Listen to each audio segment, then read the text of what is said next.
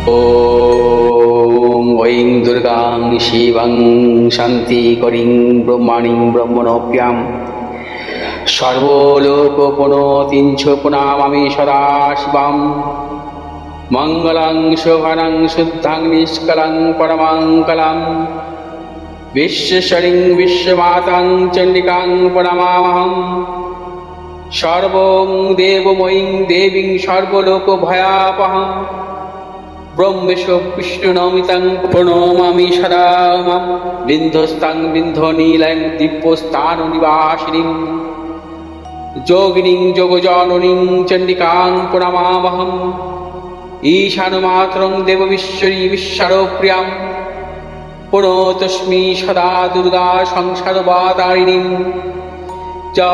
इदं पठति शस्त्रं सिन्वादुवापि च नरो मुक्त सर्वपापभ्यो मोचते दुर्गायुष्यः। ॐ आयुर्देहि यशो देहि भाग्यं भगवती देहि मे पुत्रां देहि धनं देहि सर्वान् कामश्च देहि मे प्रचण्डे पुत्रदे नित्यं सुप्रीति शिरोनायिके कुलोत्पत्तिकरे चक्रे जयं देहि नमोस्तुते। रुद्रचण्डे प्रचण्ड सायिषी प्रचण्ड बलशालिनी रक्षमां सर्वतो देवी विश्वेश्वरी नमोस्तुते। दुर्गे तारिणी दुर्गे तं सर्वाशुभानिवारिणीं धर्मार्थ मोक्षदे देवी नित्यं मे वरदा भव। दुर्गे दुर्गे महाभागे ताइमां शङ्करे प्रिये महिषासिंहमदोमत्ते प्रणतोऽस्मि प्रसीद मे। हरो पापं हरो क्लेशं हरो सुखं हरात्मकं हरो रोगं हरो क्षोभं हरो मारि हरिप्रिये। নমস্কার দর্শকবৃন্দ, আমি পণ্ডিতজি ভিগুসি জাতক বলছি। যেহেতু 2026 সালের রাশিফল নিয়ে আমি আলোচনা করেছি এবং বর্তমান বছরের ভারতবর্ষ তথা পৃথিবীর নানাবিধ দিক নিয়েও আলোচনা করব, কারণ যেহেতু বৃহস্পতি 2026 সালের রাজা এবং দেবসেনাপতি কারক গ্রহ, মঙ্গল হচ্ছে বর্তমান বছরের মন্ত্রী। মঙ্গল যদি কখনো অশুভ অবস্থা থাকে সেক্ষেত্রে আমরা জানি এবং নানা রকম রক্তপাত, যুদ্ধ বিগ্রহ এবং নানা রকম প্রাকৃতিক বিপর্যয়, নানা রকম সমস্যা আসে এবং সেটা শুধু সারা পৃথিবী জুড়েই হতে পারে। বর্তমান বছরে মঙ্গলকে আমরা কিছুটা অশুভ অবস্থাও পাবো, যেটা 2025 সালে পেয়েছিলাম। কারণ আমি 2026 সালের যেহেতু মঙ্গলের অবস্থান নিয়ে বলবো, কারণ 2025 সালের যে অশুভ প্রভাব সেটা আমি 2024 সালের নভেম্বর মাসেই ভিডিওতে তৈরি করেছিলাম।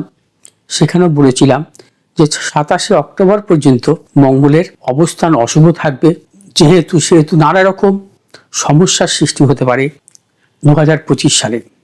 অর্থাৎ 2025 সাল অধিকাংশ মানুষই ভালো কিছু সাফল্য পায়নি। সেটা কর্মগত হতে পারে, অর্থনৈতিক দিক থেকে হতে পারে এবং নানা রকম প্রাকৃতিক বিপর্যয় গেছে, নানা রকম ভাবে রক্তপাত, যুদ্ধ বিগ্রহ, অনেক কিছু আমরা দেখেছি। 2026 সালে দেব সেনাপতি কারক গ্রহ মঙ্গল 16 জানুয়ারি থেকে 23শে ফেব্রুয়ারি পর্যন্ত মকর রাশিতে অবস্থান করবে।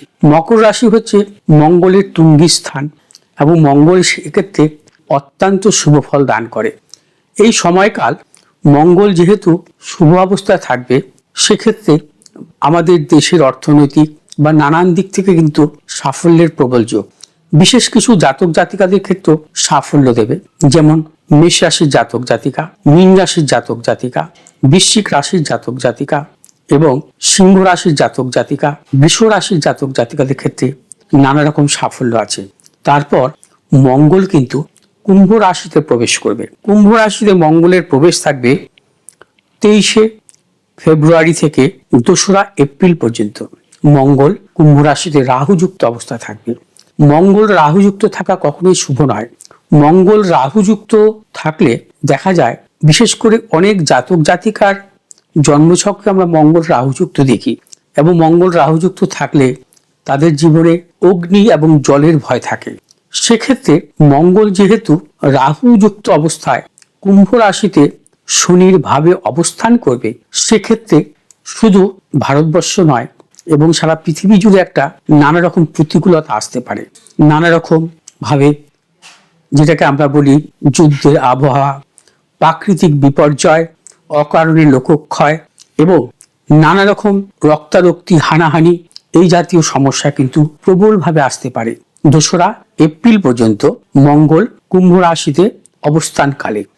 মঙ্গল আবার 2রা এপ্রিলের পর 11ই মে পর্যন্ত মীন রাশিতে থাকবে। সেখানে শনির সাথে মঙ্গলের সহাবস্থান ঘটবে। শনি মঙ্গলের সহাবস্থান সবচাইতে খারাপ। শনি মঙ্গলের সহাবস্থান জন্মকালীন জাতক জাতিকার জীবনে নানা রকম প্রতিকূলতা আনে। শনি মঙ্গল এই দুটি গ্রহ যদি কখনো সহাবস্থান ঘটে, আমরা কিন্তু সহজেই বলি যে আপনার জীবনে রক্তপাত, অস্ত্রোপচার জাতীয় সমস্যা আসতে পারে। আসেও যে সমস্ত জাতক জাতিকাদের শনি মঙ্গলের সহাবস্থান যোগ আছে, তাদের জীবনে কিন্তু নানা রকম প্রতিকূলতা আসে। এবং এই শনি 11ই মে পর্যন্ত অত্যন্ত অশুভ। সারা পৃথিবী জুড়ে হানাহানি, রক্তপাত, প্রাকৃতিক বিপর্যয়, এবং যেহেতু মঙ্গল সেনাপতি কারক গ্রহ, যুদ্ধের কারক গ্রহ, এবং সেই সময় একটা যুদ্ধের আবহাওয়া সৃষ্টি করতে পারে। তাছাড়া রাজনৈতিক নানা রকম হানাহানি হতে পারে এবং নানা রকম রক্তপাতও ঘটতে পারে। বিভিন্ন প্রকারের প্রাকৃতিক বিপর্যয়ের সম্মুখীন হতে পারে। বিভিন্ন রকম ঝড় সারা পৃথিবী জুড়ে আসতে পারে, সেটা যুদ্ধের হোক বা রাজনৈতিক কারণেই হোক। নানান সমস্যার মধ্যে কিন্তু জর্জরিত হতে হবে 11ই মে পর্যন্ত। 11ই মের পর মঙ্গল যখন মেষ রাশিতে নিজ গৃহে প্রবেশ করবে, সেই সমস্যাটা কিছুটা কাটবে। তবে মঙ্গল দেব সেনাপতি কারক গ্রহ হলে 2026 সালেও কিছুটাও তার কুপ্রভাব থাকবে, সেই বিষয়ে সতর্কতা অবলম্বন করতে হবে। এবং শনি মঙ্গলের যখন সহাবস্থান ঘটবে মীন রাশিতে 2রা এপ্রিল থেকে 11ই মে, এই সময়কাল মোটেই শুভ নয়। এই সময়কালে দেখা যায় যে পৃথিবী জুড়ে অনেক বড় বড় ব্যক্তিত্ব সম্পন্ন মানুষের মৃত্যু, রাষ্ট্রনেতাদের মৃত্যু, নানা রকম সমস্যা আসতে পারে। অতএব এই সময়কার পরিবেশ পৃথিবী জুড়ে কোনোভাবেই কিন্তু অনুকূলে থাকবে না, নানা রকম প্রতিকূলতা থাকবে। ধীরে ধীরে 11ই মের পর থেকে কিন্তু আবার সমস্যাগুলো দূর হবে। অতএব প্রত্যেকটি মানুষের ক্ষেত্রে সতর্কতা অবলম্বন করতে হবে যে 11ই মে পর্যন্ত কিন্তু মঙ্গলের কুপ্রভাব কিন্তু আসতে পারে, এবং সেটা দেশের পক্ষেও আসতে পারে, সাধারণ মানুষের জীবনেও আসতে পারে, এবং সেই বিষয়ে সতর্কতা অবলম্বন করতে হবে। 11ই মে পর্যন্ত আমি কিন্তু মোটেই ভালো পাচ্ছি না। এবং দেব সেনাপতি কারক গ্রহের মঙ্গলের এই ট্রানজিট নিয়ে আমি আলোচনা করলাম। যদি আমার এই ভিডিওটি আপনারা ভালো লাগে, শেয়ার করবেন, লাইক করবেন, সাবস্ক্রাইব করবেন। ভালো থাকুন, সুস্থ থাকুন। নমস্কার।